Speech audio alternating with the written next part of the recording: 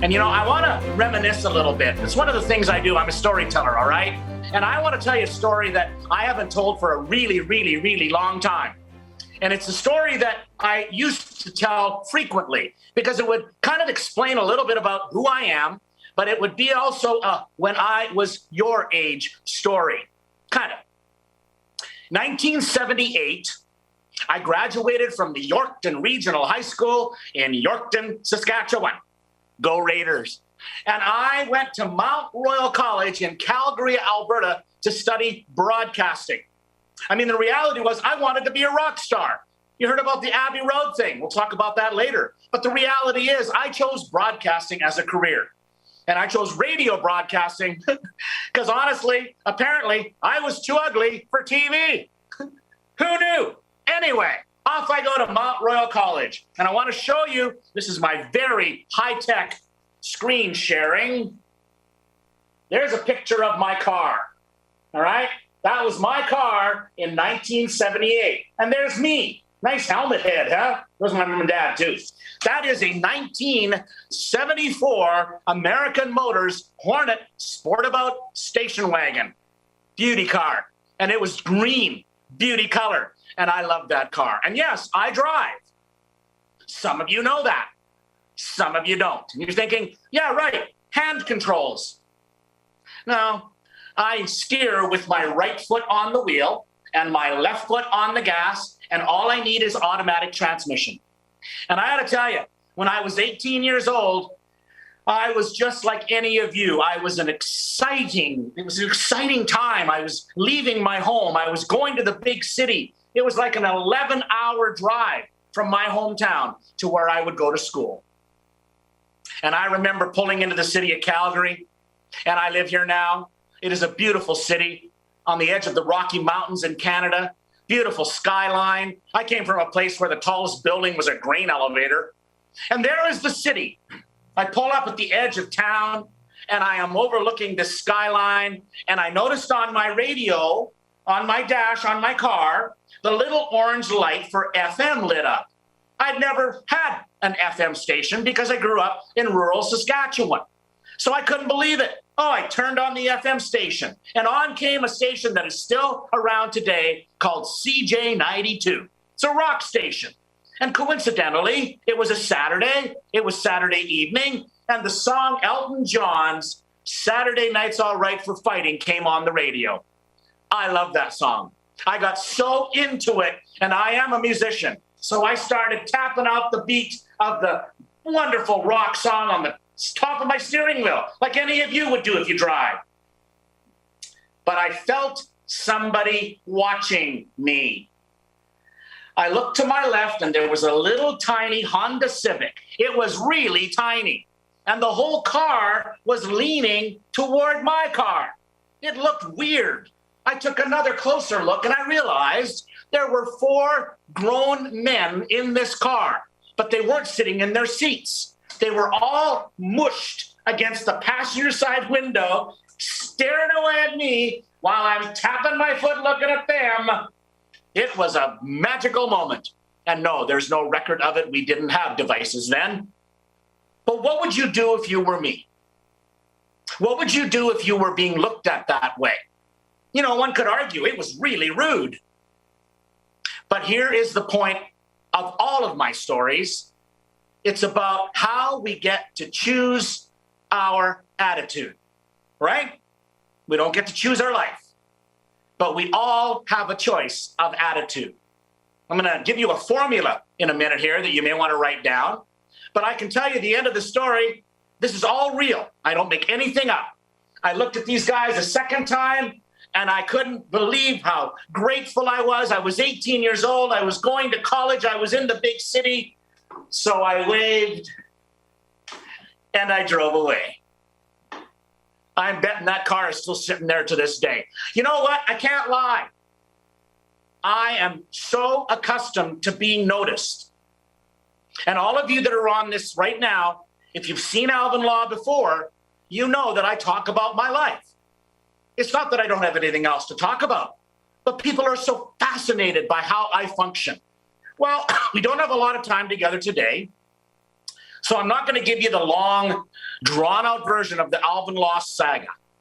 But I do want to talk about choice. Here's the formula. You ever see this? I kind of wrote it. By the way, I did write this with my foot. It's not perfect, just like me. E plus or minus R equals O. Write this down. E plus or minus R equals O. Now, that's not my formula. Apparently, this belongs to Jack Canfield. Do you know who Jack Canfield is? Jack Canfield and Mark Victor Hansen were the geniuses behind the Chicken Soup for the Soul series. You know, it's funny. Jack Canfield wrote an even better book on his own. And I just want to say this. Mark Victor and Jack Canfield are people that I happen to know. And I was giving them a hard time one time when I was getting to know them that they didn't write the Chicken Soup for the Soul series. Everybody else wrote it. They took the credit. They also have a sense of humor. The reality is they're both excellent writers. And Jack Canfield has a book called Success Principles. You want to read a business book? Read Success Principles. In Success Principles, there is the formula. E plus or minus R equals O. What does it stand for? Event is the E. Plus or minus R stands for positive or negative reaction. And O is the outcome. So every single event that we have happen in our life, we get to choose our response. If we choose a negative response, we should expect a negative outcome. If I may be very, very bold and blunt, I am not a fan of civil disobedience, but that's me. I've always been the kind of person that believes you attract more with honey than you do with vinegar. I also understand that a lot of people feel a need to protest when things are wrong. I couldn't agree more. It's how we choose to do that methodology that is always very personal. But the reality is we have a lot to be angry about, right? You've been angry about COVID? You think, do you have any idea how hard it is for me to put on a mask? I was going to grab one, but we don't have time for that. The reality is I feel your pain. I am, like all the speakers on this 2-day event, silenced, except for this. I'm used to being on big stages like Stu was talking about, you know, in a huge auditorium or convention center. I love that. But the reality is COVID took away my choice. So I can either be really angry about it and stew and get stew. That was kind of a coincidental word there, my buddy. We can get really angry and upset and depressed. I understand, okay? In fact, to be quite blunt, I have experienced some depression this last year. And I was trying to figure out why. Well, that's because depression doesn't have logic. All right, I've got everything in the world to be grateful for. I've got a wonderful family, a beautiful wife, a 35-year-old son. Yes, I'm even a dad. Don't try to figure out how I did that. Just go with it. The reality is I really want you to understand that being born without arms is an incredible teacher. Okay? Just a quick background in case you don't know this Alvin Law character in front of you right now. There was a medication called thalidomide, and it was given to pregnant women in the early 1960s to combat morning sickness or nausea. It worked. The trouble is it deformed babies. This is before we knew that we shouldn't have prescription drugs given to pregnant women. The reality is my arms never grew. Even worse, or better, by day 5 of my life, I was homeless. Reality. This is a real story. Why was I homeless? My family died? No. Were they homeless? No. They were wonderful farmers in rural Saskatchewan with 2 small children. And they just couldn't see a future. I'm going to show you another one of my high-tech slides here, okay? Check this out. This is what I looked like when I was a baby. Now, some of you right now are going, oh, that's so cute. Well, that's very, very flattering because guess what? That wasn't how I was described. At the time, I was called a freak. That's reality. Look, that's another thing people get angry about, right? Racism, prejudice, homophobia. The list is long. And I know, again, a reason why we should be upset. But the reality is, we should focus on the good things that we have done as a society rather than target all of the bad things. The history of Canada, statues being removed. I don't want to get political, all right? But history is what we learn from. If we erase the things that we did wrong, how will we know what to do right? We're making assumptions that leaders automatically know what to do. I don't believe leaders are born, born leader. I believe leaders are grown. And what leaders should do, whether you're a student leader, whether you're a teacher advisor, or whether you want a future in politics, it's very important to understand that anger, in my opinion, again, does not allow you to properly overcome your challenges because you're spending so much internal energy on being, pardon my grammar, peed off that you just don't feel the right energy to go on. See, when I think of this picture, here's what I think of, okay? I think of a chair that's sitting outside the camera range, right about 20 feet away here, in my living room in Calgary, Alberta, that my mom nursed me in. You see, I was taken home by foster parents. My mom and dad adopted me short time after they took me home. And they were 55 and 53 years old. Mom was, 55. Can you imagine that? Taking home a brand new baby at 55, they'd already raised their family. But they also believed in service, the service life, caring about somebody more than you care about yourself. That's a principle we're going to hear a lot during this event because it's a good idea. Not because it's just warm and fuzzy and, oh, that's so sweet. And, we're going to all join in front of the school every morning and join hands and sing Kumbaya. No, exactly. Not everybody is going to buy into the happy approach to life. But the reality is, what made me so joyous as a child was living in gratitude. Pretty hard to feel grateful for the last year, huh? I know. That's what I mean. Depression, real mental health problems, take away your joy, and you can't even figure out why. That is not a sign you have to go talk to somebody professional, but it is a sign that you need to pay attention to your mental health. Obviously, if it's serious, yes, indeed, talk to someone who knows what they're doing. I got to go to school. 1966, handicapped children did not go to public school. That's a fact.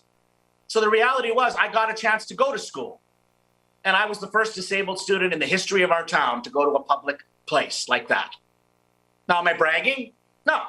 But the reality is the leadership of that school in 1966 was already starting to examine what makes a student body. It's quite funny. I ran into my first grade teacher who was a brand new teacher in 1966.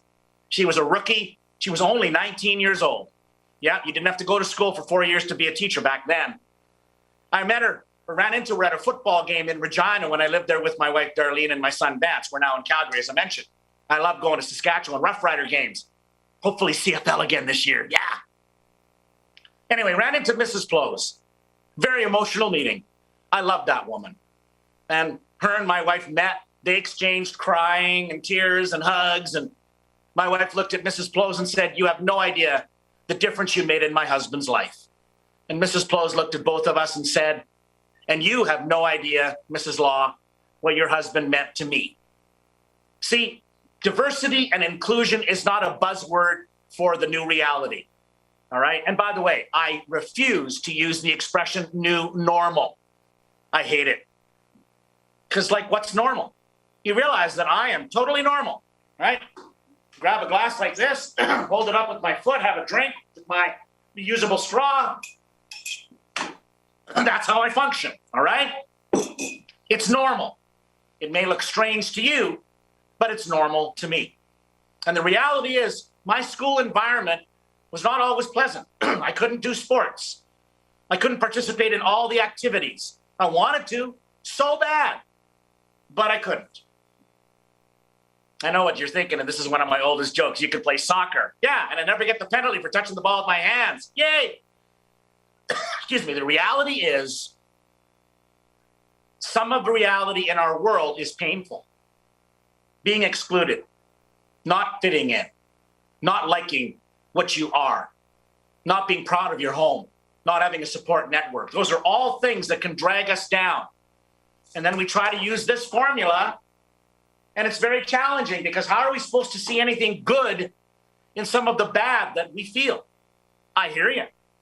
But most success stories, and you will see several of them this couple of days, are similar in that it evolves from a life of tragedy into a life of triumph. You know that you can do the same with your life, right? You may feel like you have no talent, you have no abilities, you have nothing to offer the world. Okay, here's another thing that I have to do that everybody likes to do, to hear me do when I'm doing a program. Now, if I was live in your school or at an event, this looks pretty cool when I'm up on stage and I put my feet up and I play my piano. And this is one of my classic stories, right?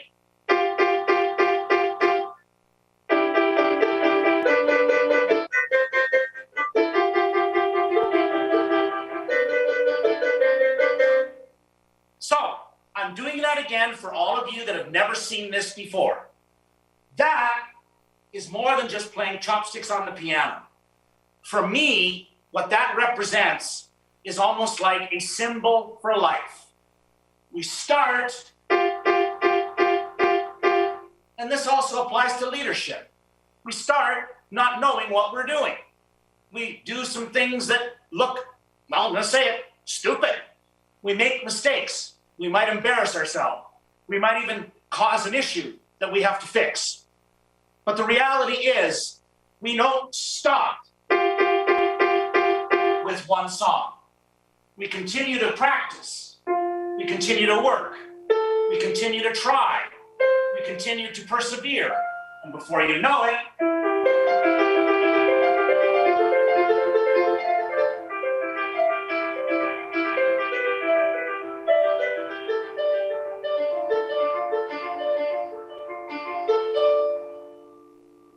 now again, that wasn't to get your applause, even though I can't hear it. That was to show you a symbol. I want you to record these thoughts in your mind, to use them at a later date, or use them when you're not so inspired, because how can you not be inspired by these 2 days? That's an example. You know, I didn't even really play the piano. You know, the first instrument I played was the trombone. Another real story. What kind of person thinks of trombone when they look at Alvin Law? Well, a great leader called Blaine McClary, my band director in Yorkton, Saskatchewan, mounted it on the side of a chair with metal rods and clamps that I played with my foot like this. Did you know in 1978, the same year that I graduated, I was the #1 ranked high school jazz trombone player in Canada? Am I bragging? Yeah, but here's why.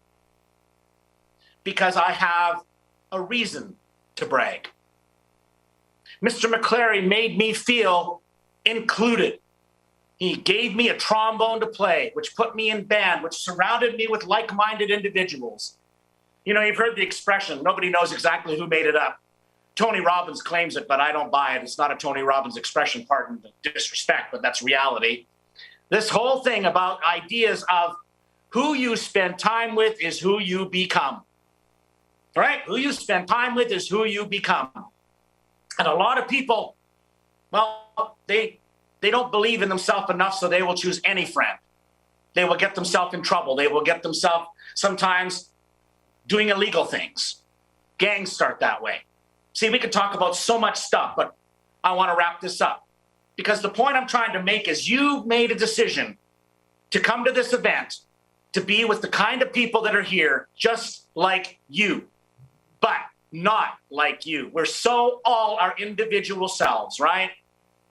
I want to finish with my well, it's my trademark, my drum. So I'm going to move the chair one more time, and I'm going to go back here and tell you one more final story, and then we'll let Ian come back on. Everybody knows who's seen me before the story of the drum. But, of course, I play an entire drum set. How did I get to Abbey Road? It's a great question. If you don't know about Abbey Road, look it up. It's one of the most famous recording studios in the world. The Beatles, Pink Floyd, I mean, the list is endless, recorded there. We were there because I was involved in a project for the 2016 Paralympics.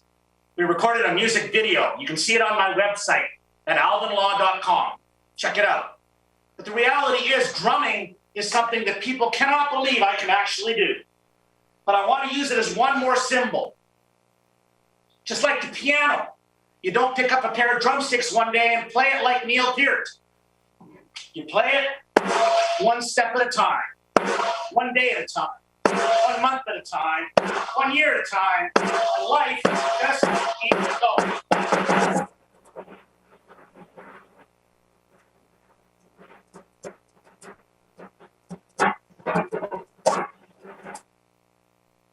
Now, you can clap for that. You know, I want to say one more thing before I sign off. Leadership is such a complicated process.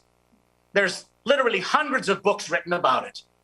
I've got my own book, Alvin's Laws of Life. You can also get that at alvinlaw.com. But I'm not doing a commercial. Plan your life as if you were going to write a book about it. What would that book say? What would your story be? What legacy would you like to leave behind? And more than anything, what dream would you like to fulfill? Because if you hang around with student leaders, become one, your odds of success go up 1,000%. Because it is about the choice of our attitude. Oh, and I guess I did become a rock star after all. Thanks for having me today. And always remember the words, yes, I can.